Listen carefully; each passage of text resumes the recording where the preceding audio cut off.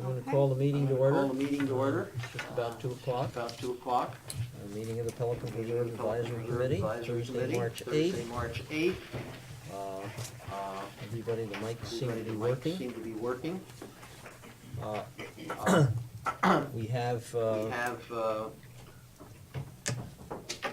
Rhonda Rhonda Ponte, John Grega, John Grega, Nancy Hall, and Nancy Phil Hall, Measy and here. Phil Measy here. I believe that neither neither Nancy Nancy Olson Olson or or Bob Geppert will Bob be making Geppert this will be meeting, but making we this do meeting, then but have we do a then quorum. have a quorum. So I'd like to So move I'd like to move on on to the second item on the the second agenda, item as on you the see, is agenda, the as you see, approval is of the the February approval of 8th, the February 2018 minutes. 2018 Unfortunately, minutes. I just Unfortunately, received a preliminary copy of those minutes this morning. So I was unable, I did not have have another the, meeting, did not have time to did go not over have time to them go and over them and send them back and send them get back them and get them redone. So we're going to have redone. to So put we're gonna the have to approval put of those the minutes approval on of the those agenda agenda for our next meeting. For our next meeting. Financials update. Financials update. I provided you all with a copy of the financials that Nancy has given us. And I just bring your attention to a couple of things. Unfortunately, we have a problem with getting approved invoices into the system so that Nancy, the invoices get paid and then they are approved for, Nancy approves them for reimbursement. And that whole process has been delayed, and Jason is looking into what we can do to speed that up, because we're way behind on having, and they don't get into our financial reports until Nancy gets them for approval for reimbursement. So if you look at page 2, no, I'm sorry. I'm in the wrong place. I'd like to go over to the page 3, really, page 5. Page 5. And this is the summary of where we stand year to date. Through January 31st, so that's as far as it goes at this point. And you'll see, and the thing that Nancy looks at is the HOA agreement number, which I think she's outlined there. It's about $300,000, and we look like we're more than $100,000 under budget. Excluding the hurricane cleanup charges. And that just about wipes out that under budget number. So you'll see that if we include the hurricane cleanup charges, we're only about $9,000 to the good. But the problem is that the 299,000 or 300,000 year-to-date expenses are not really up to date, because Nancy has not received quite a number of these things for reimbursement. So we're going to be in a position where it's going to be difficult to really start talking about anything budgetary until Jason is able to get the system so that we catch up and get all of the invoices in for reimbursement. So we're going to have to really do that by next month's meeting, so that we have adequate estimates of what's happening this year. Nancy has made estimates. If you go to page 6, and the comments are, the numbers are kind of small. She has made estimates. You'll see the projected 2019 budget. She's made an estimate for the budget for next year, but based on very, very limited information. And you see that her estimate is about $35,000 less than we had budgeted for 2018. The total. But I think this, you know, this is gonna have to be redone. because we really are not in a position to use those numbers. They're just not, up-to-date. So we're probably like a month behind, or maybe even more? Well, I don't think we're a month. Okay. Or, yeah, maybe, yeah, I think we usually start to real get down to really chopping the thing in April, so I think we're probably okay. Okay.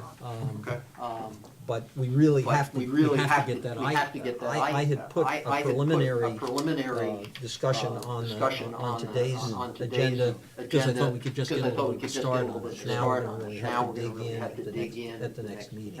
So once again, our deadline to the CDD is it May or is it June?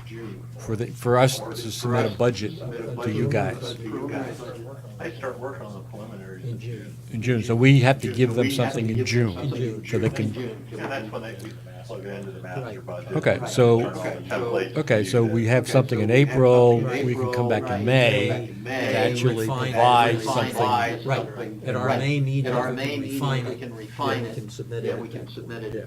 Okay. So I think that's the kind of schedule we have to be on. Then I would go back to, again, looking at this financial to pages 1 and 2, specifically to page 2, and we've got this, you know, our unassigned Pelican Reserve Fund, out of which